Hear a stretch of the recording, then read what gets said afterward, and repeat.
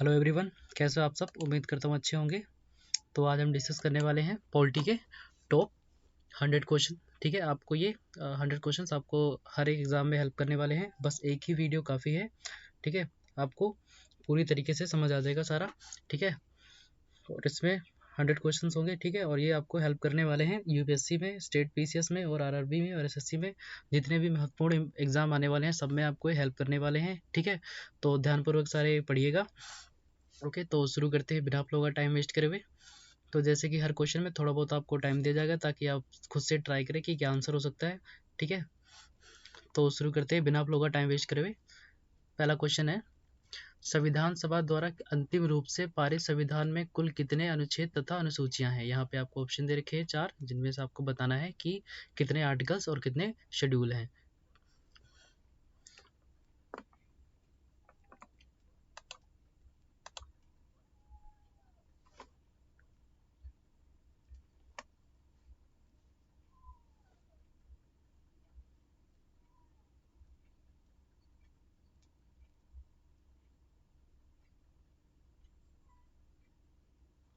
तो इसका right answer हो जाएगा ऑप्शन नंबर सी, करेक्ट होगा।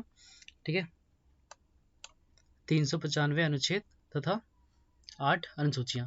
ठीक है, चलते हैं नेक्स्ट क्वेश्चन पे। अगला क्वेश्चन है, वर्तमान समय में भारतीय संविधान में गणना की दृष्टि से कुल कितने अनुच्छेद और अनुसूचियां हैं। यहाँ पे आपको ऑप्शन दे रखे हैं 4, खुद से प्रयास करिए। ठीक है, कि क्या आंसर हो सकता है, फिर आंसर बताते हैं।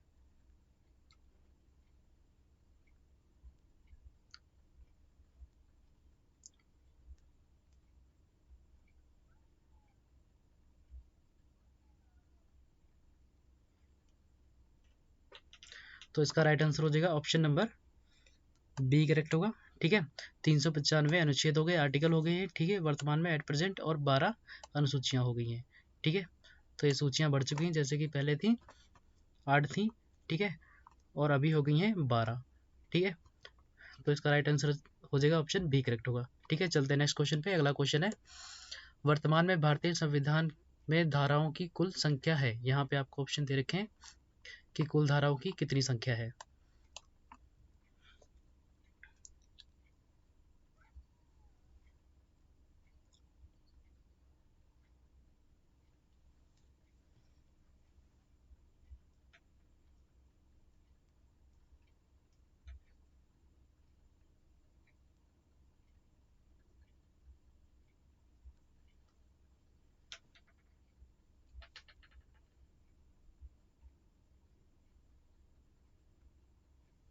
तो इसका राइट आंसर हो जाएगा ऑप्शन नंबर बी, करेक्ट होगा। ठीक है, 395। ओके, वही अनुच्छेद के बारे में पूछा गया, आर्टिकल के बारे में। ठीक है, चलते हैं नेक्स्ट क्वेश्चन पे। ठीक है, अगला क्वेश्चन है, संविधान के किस अनुच्छेद में यह अंकित है कि इंडिया अर्थात भारत राज्यों का एक संघ है। ठीक है, यहाँ पे आपको ऑप्शन दे रखे 4, जिनमें से आपको बताना है। खुद से प्रयास कीजिए।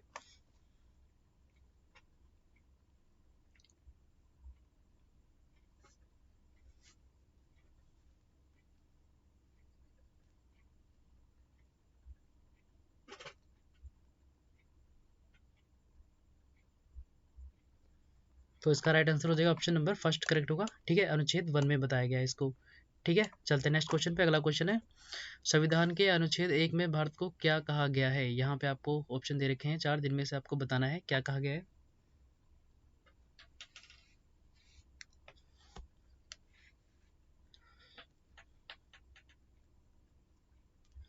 तो इसका राइट आंसर हो जाएगा ऑप्शन नंबर डी, करेक्ट होगा। ठीक है, राज्यों का संघ कहा गया है अनुच्छेद 1 में। ठीक है, आर्टिकल 1 में कहा गया है राज्यों का संघ। ठीक है, चलते हैं नेक्स्ट क्वेश्चन पे। अगला क्वेश्चन है, भारतीय संविधान के किन अनुच्छेदों में नागरिकता संबंधित प्रावधान है। यहाँ पे आपको ऑप्शन दे रखे हैं 4, जिनमें से आपको बताना है कि जो नागरिकता होती है उसको किस में बताया गया है।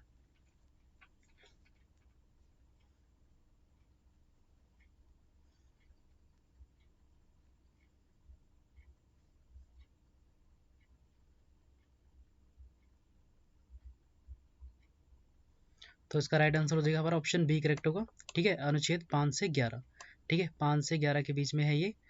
ठीक है, चलते हैं नेक्स्ट क्वेश्चन पे। अगला क्वेश्चन है, निम्नलिखित में से किन अनुच्छेदों द्वारा भारतीय संविधान नागरिकों को मूल अधिकार निश्चितता प्रदान करता है। यहाँ पे आपको दे रखे हैं 4 ऑप्शन, जिनमें से आपको बताना है।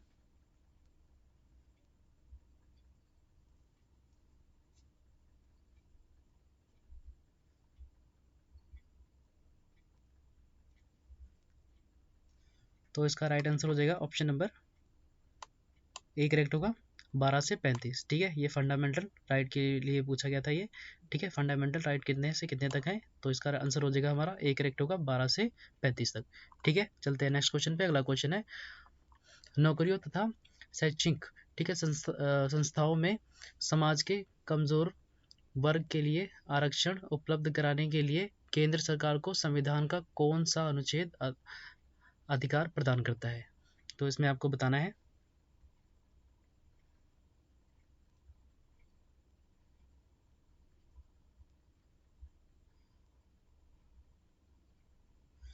तो इसका राइट आंसर हो जाएगा ऑप्शन नंबर बी करेक्ट होगा। ठीक है, अनुच्छेद 16, ठीक है, आर्टिकल 16 में है ये। ठीक है, जैसे SC ST का आरक्षण करते हैं, ठीक है, वो इसी के आर्टिकल के तहत करते हैं। ठीक है, चलते हैं नेक्स्ट क्वेश्चन पे। अगला क्वेश्चन है भारत के संविधान का निम्नलिखित में से कौन सा अनुच्छेद अस्पृश्यता का उन्मूलन करता है तथा किसी भी रूप में इसके आचरण का निषेध करता है, तो यहाँ पे आपको 4 ऑप्शन दे रखे हैं जिनमें से आपको बताना है।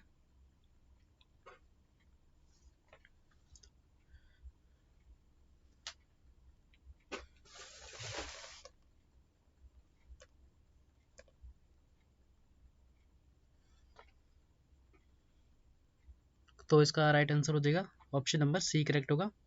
ठीक है, 17। ठीक है, अनटचेबिलिटी है ये। ठीक है, छुआछूत को मानते हैं ये। ठीक है, तो इसमें रखा गया है इसको आर्टिकल 17 में। ठीक है, नेक्स्ट क्वेश्चन है भारतीय संविधान का कौन सा अनुच्छेद राष्ट्रपति के पद के लिए पुनः निर्वाचन की योग्यताएं निर्धारित करता है, तो आपको इसमें बताना है।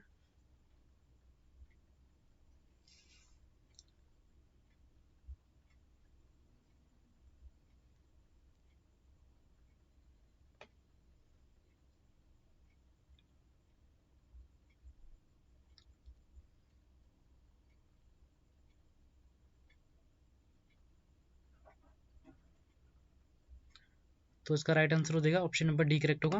ठीक है, आर्टिकल 57 में। ठीक है, नेक्स्ट क्वेश्चन है भारतीय संविधान के किस अनुच्छेद के अंतर्गत भाषण और अभिव्यक्ति की स्वतंत्रता के अधिकार की गारंटी दी गई है, तो यहाँ पे आपको ऑप्शन दे रखे हैं 4 जिनमें से आपको बताना है।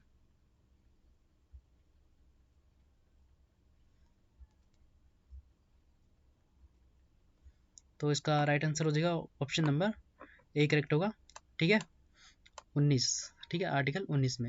ओके, चलते हैं नेक्स्ट क्वेश्चन पे। अगला क्वेश्चन है भारतीय संविधान के किस अनुच्छेद में प्रेस की स्वतंत्रता दी गई है। ठीक है, प्रेस जो हमारी मीडिया होती है उनको बोलने का अधिकार कौन से आर्टिकल में दिया गया है, तो आपको इसमें बताना है।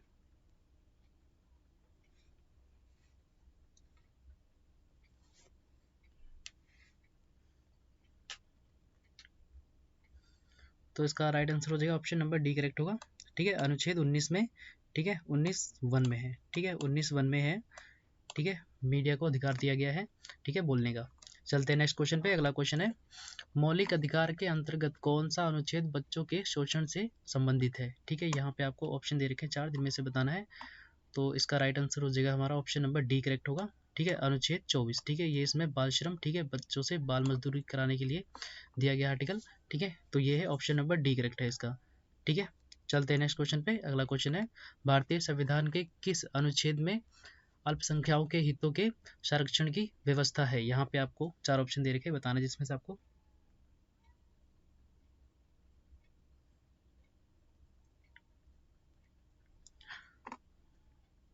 तो इसका राइट आंसर हो जाएगा ऑप्शन नंबर डी करेक्ट होगा। ठीक है, माइनॉरिटी। ठीक है, अनुच्छेद 29 में। ठीक है, चलते हैं नेक्स्ट क्वेश्चन पे। अगला क्वेश्चन है कौन से अनुच्छेद के अंतर्गत भारत का सर्वोच्च न्यायालय नागरिकों को मौलिक मौलिक 15 अधिकारों की रक्षा करता है। ठीक है, यहाँ पे आपको ऑप्शन दे रखे हैं 4 जिनमें से बताना है। तो मौलिक अधिकार आर्टिकल 15 है, उसकी रक्षा करता है।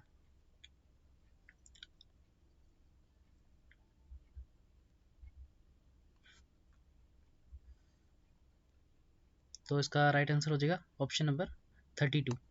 ठीक है, sorry, option number D article 32। ठीक है, ये कुछ नहीं है। ठीक है, कौन से अनुच्छेद के अंतर्गत भारत का सर्वोच्च न्यायालय नागरिकों के मौलिक अधिकारों की रक्षा करता है, तो कौन सा करता है, आर्टिकल 32 करता है।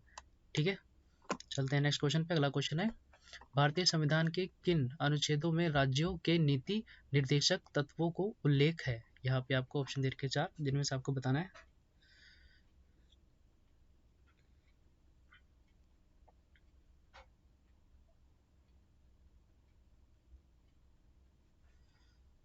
तो इसका राइट आंसर हो जाएगा हमारा ऑप्शन नंबर सी करेक्ट होगा। ठीक है, अनुच्छेद 36 से 51 के बीच में है ये। ठीक है, चलते हैं नेक्स्ट क्वेश्चन पे। अगला क्वेश्चन है, भारतीय संविधान के अंतर्गत कल्याणकारी राज्य की अवधारणा निम्नलिखित में से किस अनुच्छेद में वर्णित है? ठीक है, यहाँ पे आपको ऑप्शन दे रखे 4, जिनमें से बताना है कौन से आर्टिकल में है।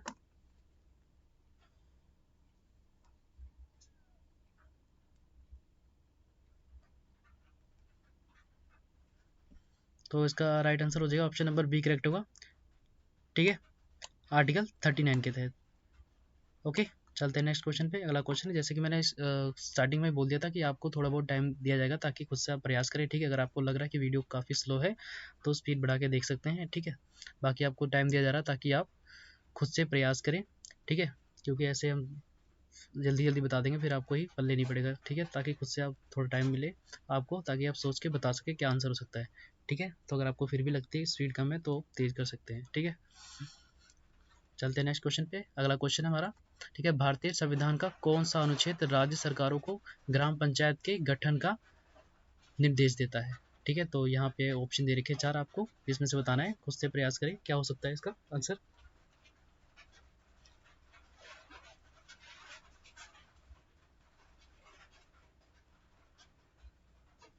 तो इसका राइट आंसर हो जाएगा हमारा ऑप्शन नंबर डी।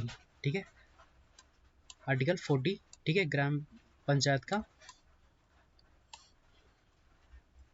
गठन करने के निर्देश देता है राज्य सरकार। ठीक है, अनुच्छेद 40। ओके, चलते हैं नेक्स्ट क्वेश्चन पे। अगला क्वेश्चन है 42 वे संशोधन। ठीक है, संशोधन द्वारा संविधान के किस अनुच्छेद में मौलिक कर्तव्यों को जोड़ा गया है? ठीक है, यहाँ पे आपको ऑप्शन दे रखे 4, जिनमें से आपको बताना है किस में जोड़ा गया है।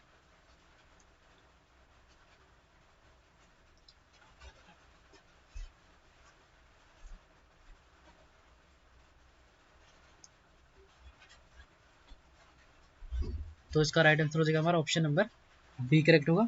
ठीक है, अनुच्छेद 51 में। ओके, चलते हैं नेक्स्ट क्वेश्चन पे। अगला क्वेश्चन है, भारतीय संविधान के अनुच्छेद में मौलिक कर्तव्यों की चर्चा की गई है। यहाँ पे आपको 4 ऑप्शन दे रखे हैं, जिनमें से आपको बताना है किस में की गई है। थोड़ा टाइम लीजिए इसमें। ठीक है, बताइए क्या हो सकता है।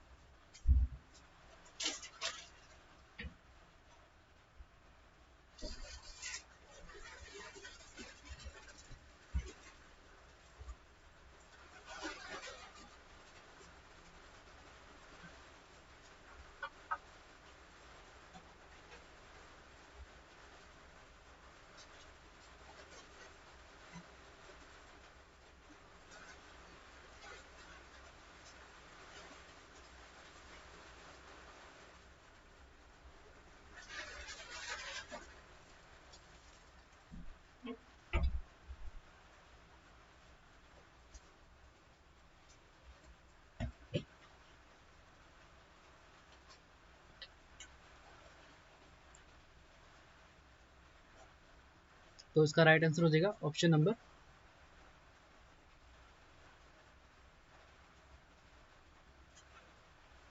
तो इसका राइट आंसर हो जाएगा ऑप्शन बी करेक्ट होगा, 51 में, 51 ए में। ओके, चलते हैं नेक्स्ट क्वेश्चन पे। अगला क्वेश्चन है, संघ की कार्यपालिका शक्ति राष्ट्रपति में निहित योगी, जिनका प्रयोग वह स्वयं या अपने अधीनस्थ, ठीक है, अधीनस्थ अधिकारों के द्वारा करेगा। यहाँ पे आपको बताना है किस में है, कौन से आर्टिकल में है।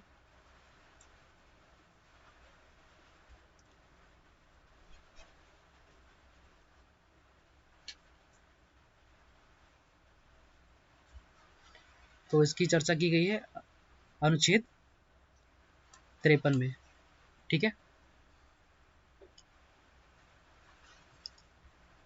चलते हैं नेक्स्ट क्वेश्चन पे। अगला क्वेश्चन है, भारत के संविधान के किस अनुच्छेद के अंतर्गत भारत के राष्ट्रपति पर महाभियोग चलाया जा सकता है? तो यहाँ पे आपको ऑप्शन दे रखे हैं 4, जिनमें से आपको बताना है।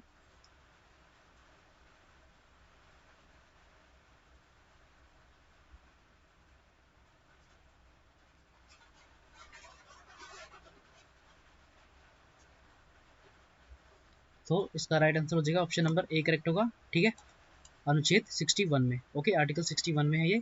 ठीक है, चलते हैं नेक्स्ट क्वेश्चन पे। अगला क्वेश्चन है, संविधान के किस अनुच्छेद में उपराष्ट्रपति पद का प्रावधान किया गया है? यहाँ पे आपको ऑप्शन दे रखे हैं 4, जिनमें से आपको बताना है किसमें किया गया है।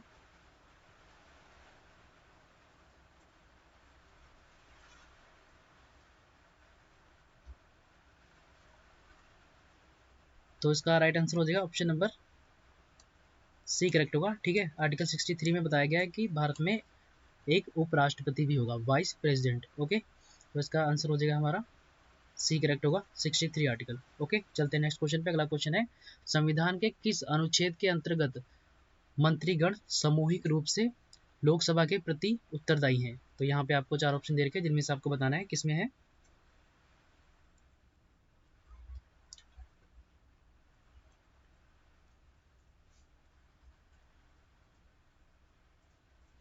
तो इसका राइट आंसर हो जाएगा हमारा ऑप्शन नंबर सी करेक्ट होगा। ठीक है, आर्टिकल 75। चलते हैं नेक्स्ट क्वेश्चन पे। अगला क्वेश्चन है, संविधान का कौन सा अनुच्छेद मंत्री परिषद संविधान का कौन सा अनुच्छेद मंत्री परिषद के गठनों के बारे में आधारभूत नियम निर्धारित करता है? तो यहाँ पे ऑप्शन दे रखे हैं 4, जिनमें से बताना है।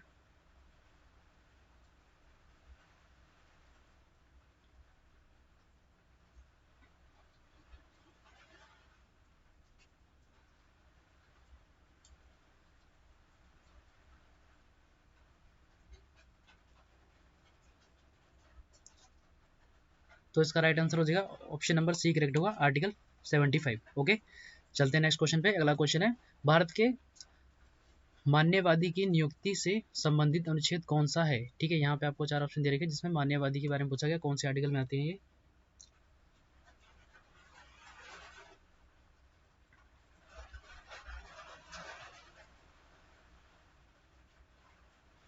तो इसका राइट आंसर हो जाएगा हमारा ऑप्शन नंबर सी करेक्ट होगा, अनुच्छेद 76। ठीक है, महान्यायाधीश मतलब कि हाई कोर्ट, सुप्रीम कोर्ट के जज। ठीक है, कौन से आर्टिकल में आते हैं आपको बताना, तो ये आते हैं आर्टिकल 76 में। ओके, चलते हैं नेक्स्ट क्वेश्चन पे। अगला क्वेश्चन है, कौन सा अनुच्छेद संसद के 2 अधिवेशनों के बीच 6 माह के अंतराल की अनिवार्यता का उल्लेख करता है? तो यहाँ पे आपको 4 ऑप्शन दे रखे हैं, जिनमें से आपको बताना है कौन सा आर्टिकल करता है।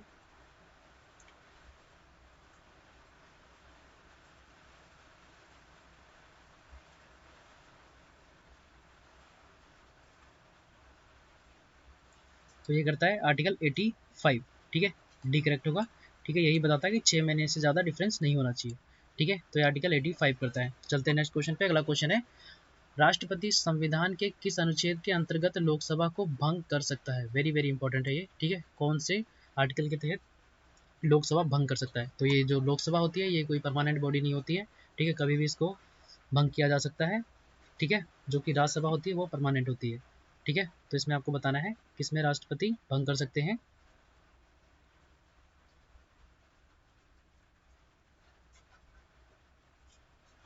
तो इसका राइट आंसर हो जाएगा ऑप्शन नंबर ए करेक्ट होगा, आर्टिकल 85 के तहत वो भंग कर सकते हैं। ठीक है, चलते हैं नेक्स्ट क्वेश्चन पे। अगला क्वेश्चन है, संविधान के किस अनुच्छेद द्वारा संसद की संयुक्त बैठक का प्रावधान किया गया है? तो यहाँ पे आपको 4 ऑप्शन दे रखे हैं, जिनमें से बताना है किसमें किया गया है।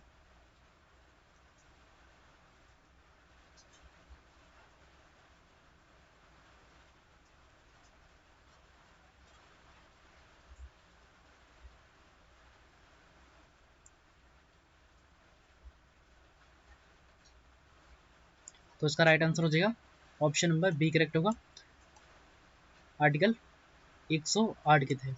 ठीक है, संयुक्त बैठक का प्रावधान किया गया है 108 के तहत। ओके, चलते हैं नेक्स्ट क्वेश्चन पे। अगला क्वेश्चन है, लोकसभा और राज्यसभा के संयुक्त अधिवेशन के विषय में प्रावधान संविधान के किस अनुच्छेद में किया गया है? ठीक है, तो आपको इसमें बताना है कौन से आर्टिकल में किया गया।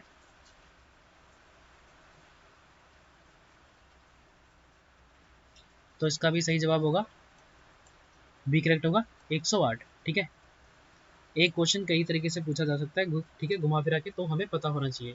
ठीक है, अगर आपने अच्छे से पढ़ा होगा, ठीक है, तो आपको पता होगा। ठीक है, वरना हमें पता होना चाहिए। ठीक है, तो इसका राइट आंसर हो जाएगा ऑप्शन नंबर बी करेक्ट होगा, अनुच्छेद 108। चलते हैं नेक्स्ट क्वेश्चन पे। अगला क्वेश्चन है, संविधान के किस अनुच्छेद में धन विधायक की परिभाषा दी गई है? तो यहाँ पे आपको 4 ऑप्शन दे रखे हैं, जिनमें से आपको बताना है किस में दी गई है।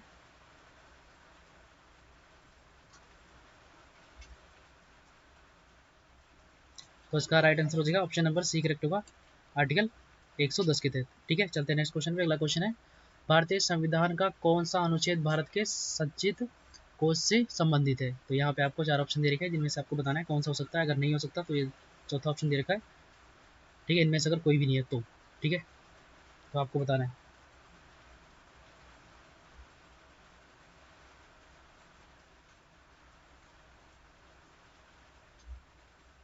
तो इसका राइट आंसर हो जाएगा हमारा ऑप्शन नंबर सी करेक्ट होगा, अनुच्छेद 148 के अंदर। ठीक है, 6वां। ठीक है, इसके अंतर्गत है। ठीक है, चलते हैं नेक्स्ट क्वेश्चन पे। अगला क्वेश्चन है, भारतीय संविधान का निम्नलिखित में से कौन सा अनुच्छेद भारत के राष्ट्रपति में अध्यादेश जारी करने की शक्ति प्रदान करता है? तो यहाँ पे आपको 4 ऑप्शन दे रखे हैं। ठीक है, इनमें से आपको बताना है।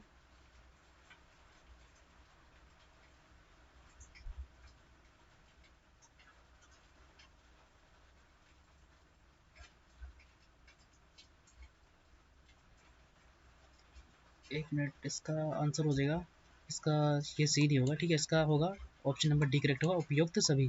ठीक है, ये सभी में आता है। ठीक है, तो उसका आपको बताना है।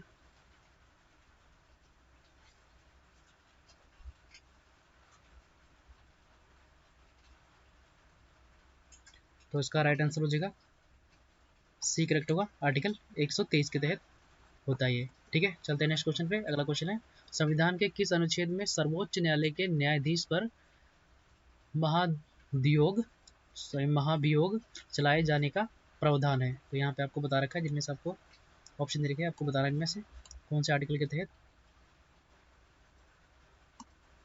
सर्वोच्च न्यायाधीश, ठीक है, उनके महाभियोग चलाया जा सकता है, कौन से आर्टिकल में, आपको बताना है।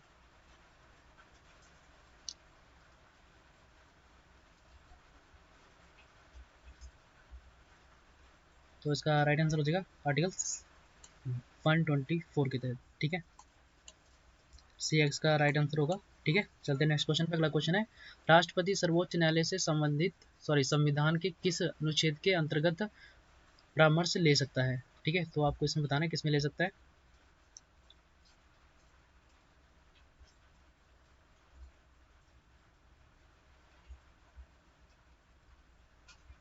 तो इसका राइट आंसर हो जाएगा ऑप्शन नंबर डी करेक्ट होगा। ठीक है, आर्टिकल 143 के तहत। ठीक है, चलते हैं नेक्स्ट क्वेश्चन पे। अगला क्वेश्चन है, सर्वोच्च न्यायालय अपने द्वारा सुनाए गए किसी निर्णय या आदेश का पूर्णावलोकन, ठीक है, पूर्णावलोकन कर सकता है, यह व्यवस्था संविधान के किस अनुच्छेद में उपबंधित है? तो यहाँ पे आपको 4 ऑप्शन दे रखे हैं, जिनमें से आपको बताना है।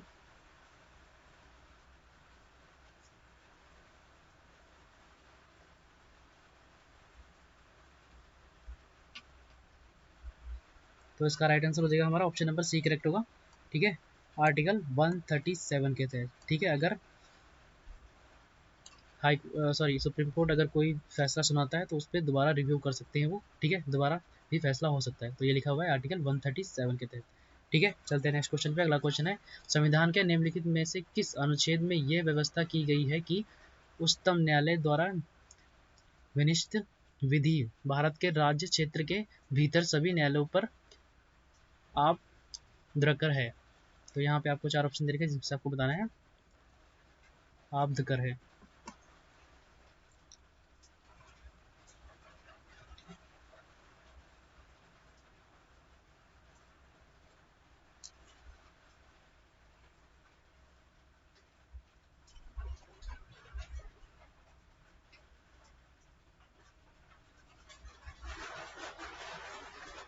तो इसका राइट आंसर हो जाएगा ऑप्शन नंबर ए करेक्ट होगा, आर्टिकल 141 के तहत। ठीक है, चलते हैं नेक्स्ट क्वेश्चन पे। अगला क्वेश्चन है, भारतीय संविधान में सर्वोच्च न्यायालय तथा उच्च न्यायालय को न्यायाधिक पुनः रावलोकन की शक्ति प्रदान की गई है, जिसका आधार है। यहाँ पे आपको 4 ऑप्शन दे रखे हैं, जिनमें से आपको बताना है।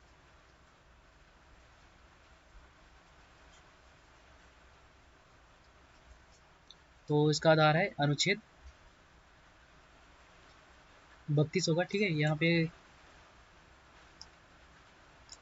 थोड़ा कंप्यूटर जी से गलत लिख गया है यहाँ पे।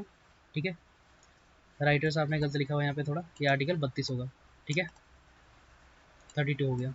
ठीक है, चलते हैं नेक्स्ट क्वेश्चन पे। अगला क्वेश्चन है, संविधान के किस अनुच्छेद के अंतर्गत अधीनस्थ न्यायालय या जिला न्यायालय का प्रावधान किया गया है? तो यहाँ आपको आपको बताना है कौन से आर्टिकल में किया गया है।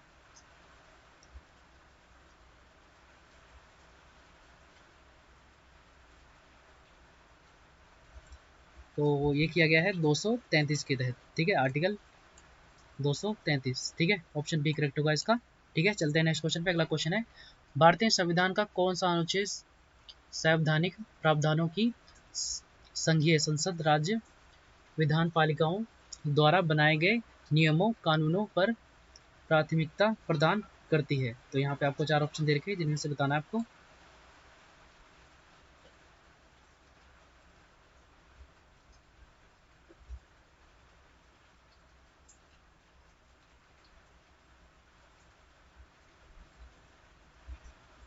तो इसका राइट आंसर हो जाएगा हमारा ऑप्शन नंबर सी करेक्ट होगा। ठीक है, आर्टिकल 245 के तहत। ठीक है, चलते हैं नेक्स्ट क्वेश्चन पे। अगला क्वेश्चन है, किस अनुच्छेद के तहत अवशिष्ट शक्तियों केंद्र के पास है? ठीक है, केंद्र मतलब सेंटर होती है, सेंट्रल गवर्नमेंट उसके पास है, कौन से आर्टिकल के तहत? ठीक है, अवशिष्ट शक्तियाँ, तो आपको इसमें बताना है।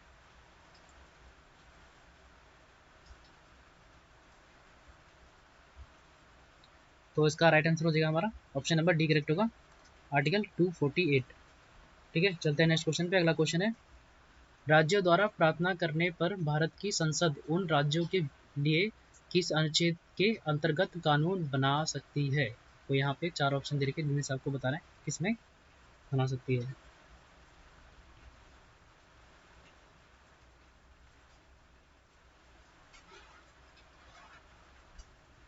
तो इसका राइट आंसर हो जाएगा ऑप्शन नंबर बी करेक्ट होगा, आर्टिकल 252 के तहत।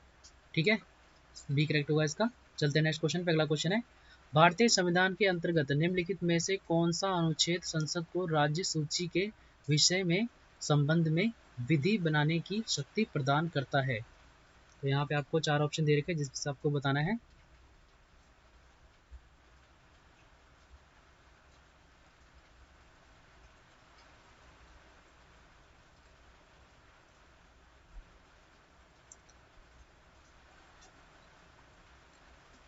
तो इसका राइट आंसर हो जाएगा हमारा ऑप्शन नंबर डी करेक्ट होगा। ठीक है, अनुच्छेद 249। ठीक है, चलते हैं नेक्स्ट क्वेश्चन पे। अगला क्वेश्चन है, भारतीय संविधान का कौन सा अनुच्छेद संसद को अंतर्राष्ट्रीय समझौते को लागू करने के लिए विधि निर्माण करने की शक्ति प्रदान करता है? ठीक है, वेरी वेरी इंपॉर्टेंट है ये। ठीक है, आर्टिकल, ठीक है, यूपीएससी में पूछा गया 2013 में।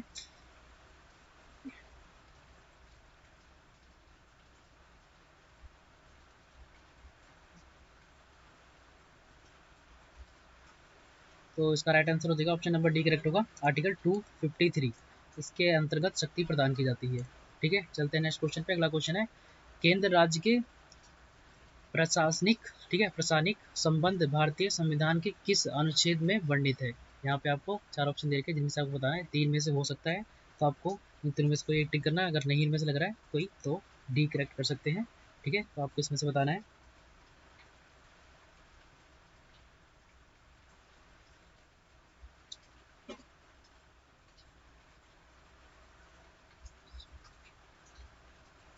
तो इसका राइट आंसर हो जाएगा ऑप्शन नंबर ए करेक्ट होगा, 256 से 263 तक।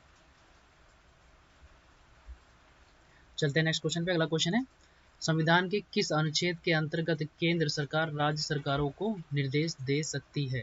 ठीक है, तो यहाँ पे ऑप्शन दे रखे हैं चार, जिनमें से बताना है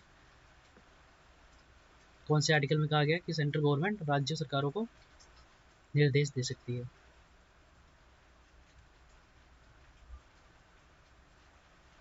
तो इसका राइट आंसर हो जाएगा ऑप्शन नंबर ए करेक्ट होगा। ठीक है, अनुच्छेद 56 के तहत केंद्र सरकार राज्य सरकार को कोई भी निर्देश दे सकती है।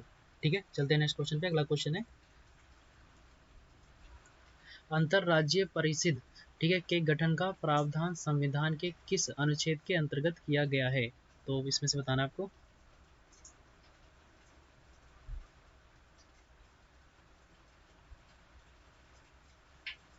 तो ये किया गया है, ऑप्शन सी इसका राइट आंसर हो जाएगा अनुच्छेद 263 के तहत। ठीक है, सी करेक्ट होगा इसका आर्टिकल 263 के तहत।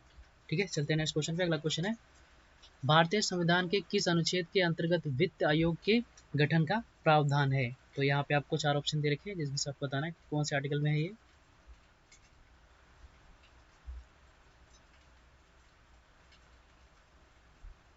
तो इसका राइट आंसर हो जाएगा ऑप्शन बी करेक्ट होगा, आर्टिकल 280। ठीक है, 280 के तहत वित्त आयोग होता है। ठीक है, तो इसका राइट आंसर हो जाएगा बी करेक्ट होगा। ठीक है, चलते हैं नेक्स्ट क्वेश्चन पे। अगला क्वेश्चन है, संपत्ति का अधिकार संवैधानिक अधिकार है, ये बताया गया है, कौन से आर्टिकल में बताया गया है, आपको ये बताना है इसमें।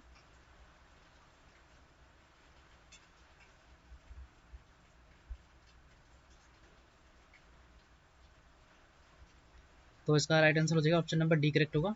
ठीक है, आर्टिकल 300 के तहत। ठीक है, चलते हैं नेक्स्ट क्वेश्चन पे। अगला क्वेश्चन है, भारतीय संविधान के किस अनुच्छेद में नैसर्गिक न्याय की परिषद सिद्धांत सुनवाई की अधिकार का समावेश किया गया है? यहाँ पे आपको 4 ऑप्शन दे रखे हैं, जिनमें से बताना है आर्टिकल कौन सा है वो। ठीक है,